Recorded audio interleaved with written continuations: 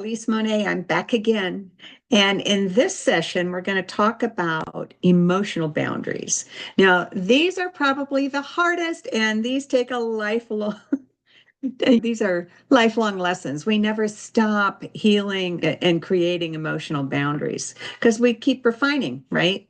So let me tell you what I've learned along the way. And I've learned a lot. There's so many different avenues that are part of why we need to look at our emotional boundaries.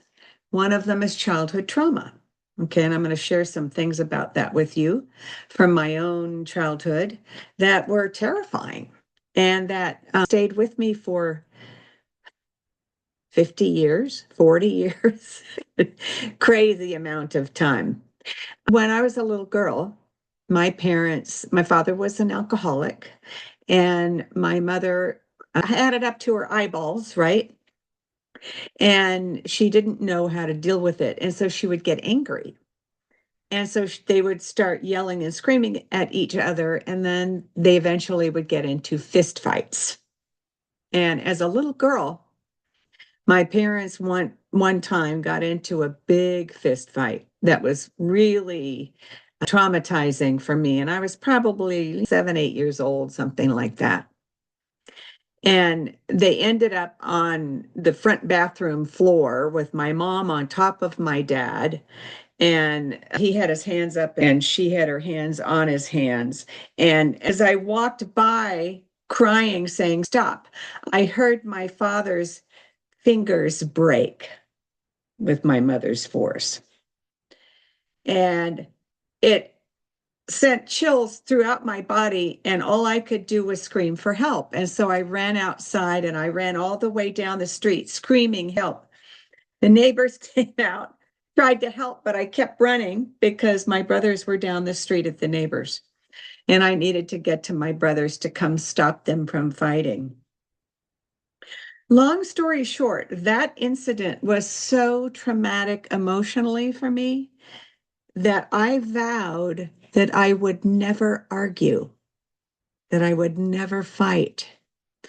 Now, what happens is when someone vows that they will never argue or fight, it makes you a people pleaser, right? The only thing I could do was surrender, surrender, surrender, surrender. And I thought that was love. I didn't understand that fighting can be healthy. You need to sometimes have words and disagreements, but do it in a mature and safe way so that people aren't injured and you don't traumatize your children. But this vow of mine that I had, oh, I'll never, ever fight like my parents, set me up to be abused, right? So, what happens when the perpetrator wants to fight, in this case, a husband? What happens when he wants to fight and you just shrug it off or decide you're going to go for a walk or whatever? Eventually, it became abusive and I would get knocked around. And my go to remedy was escape, right? Just run, just escape, which is like what I did when I was a little 7, 8 year old. So that stayed with me for years until I understood this vow I had made never to fight. And once I was aware of that, I was able to clear it and address standing in my own power when someone was attacking or trying to start a fight. Now, I had many lessons after that. I'm just giving you one example of trauma of what happens to us. Now, my parents would be held responsible for the errors of their own ways. But for me, this little girl was very traumatized for 30, 40 years because of this vow that I made within me to never do that. And so I went through life people pleasing. I went through life. Now, I do have to say, in the outward exterior, I looked very confident.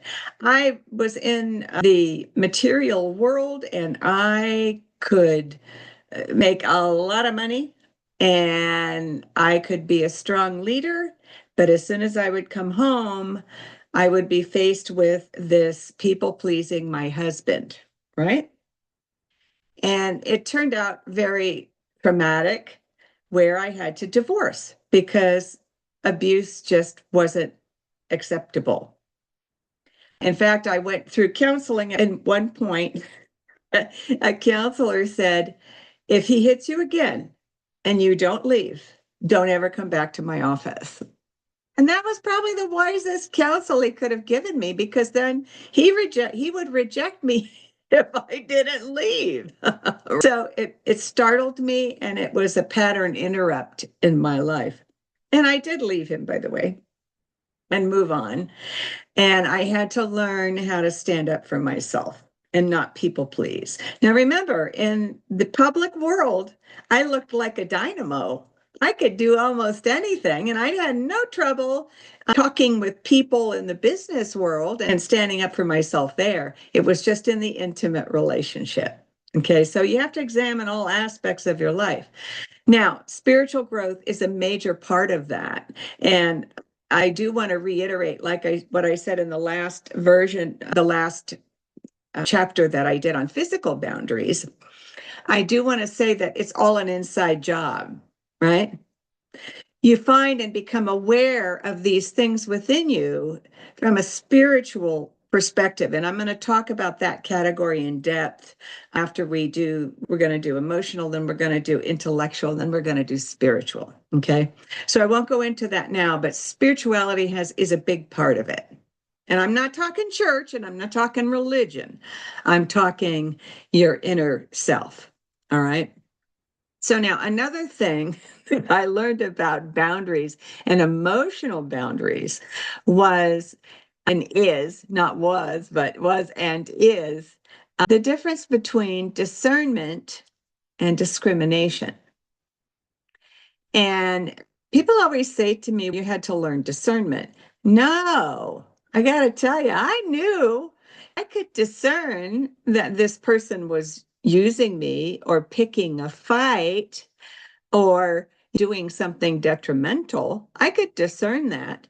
But because I couldn't discriminate for myself, I went along with the program. Now, I understood and I knew that what was happening. I'm empathic, and I've always been very able to read people.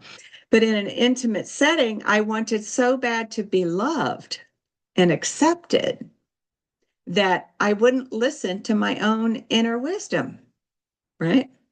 And I think most women are that way, where we can be very discerning. We know what's going on, and yet we don't do what's healthy for us. And that comes from years of being told it's always about the other person. The churches do that, our parents do that. And I grew up in that era where you didn't want to be selfish. Don't be selfish. Think about others. Others are more important than yourself. I was taught that from the time I was little. So for me, and as a Libra, it's all about the other.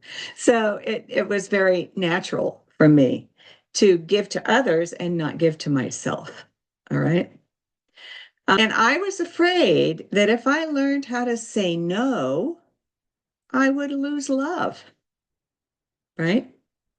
When in actuality, it was me not being authentic and not being willing to say no that was the problem for me, because I was not able to resolve any issues, right?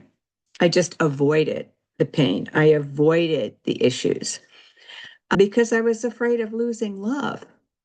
So it's important that we recognize that emotional boundaries are something we have to work on every day.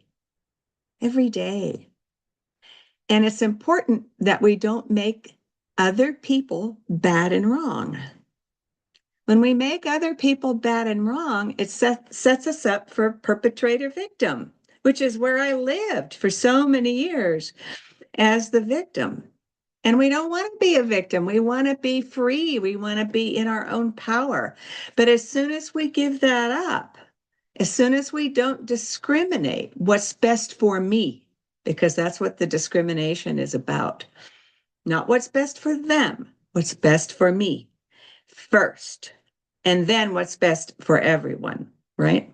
But what's best for me first meant me vocalizing, no, this isn't right. I'm not going to be abused, right?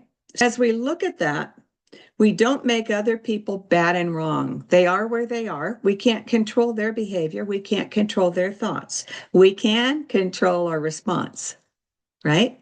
We can control choosing discrimination over people pleasing. We can choose ourselves. We can have self-respect.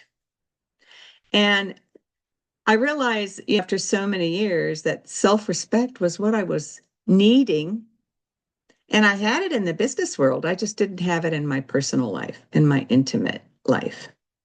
And then when I did stand up for myself, boy, did I tried everything. And as I was working through it, if I did start to stand up for myself, boy, did I get, it's like the extremes. And that relationship was set up to teach me that I needed to work on this within myself. It wasn't about him being the perpetrator. It was about me playing the victim. So when I was ready to deal with the victim part of who Elise was, then I could deal with the outcome. Okay. And that meant leaving him, obviously, and divorcing. And that's okay. That's okay.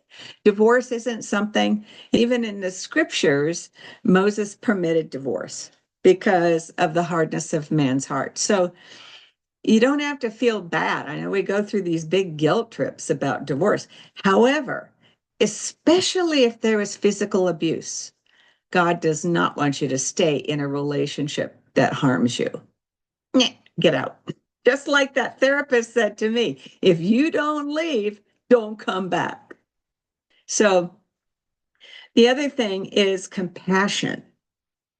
Having compassion for the other person, but not abandoning yourself. Say what you feel, say what you need to say hopefully in a loving, gentle way. Don't abandon your need to speak or your need to be heard, and have compassion no matter what the other person does. And if the relationship isn't tenable, then walk. You have that option too. But work on yourself. That's the big issue, right? Emotional boundaries are here, and it's up to us to work on them. And I'm still working on my boundaries. I hope, and I know you are too, whether you're aware of it or not, but I hope this helped you a little bit, and that you will find peace and comfort when you truly respect yourself and have compassion for yourself and put yourself first. That's not selfish. Okay. Thank you.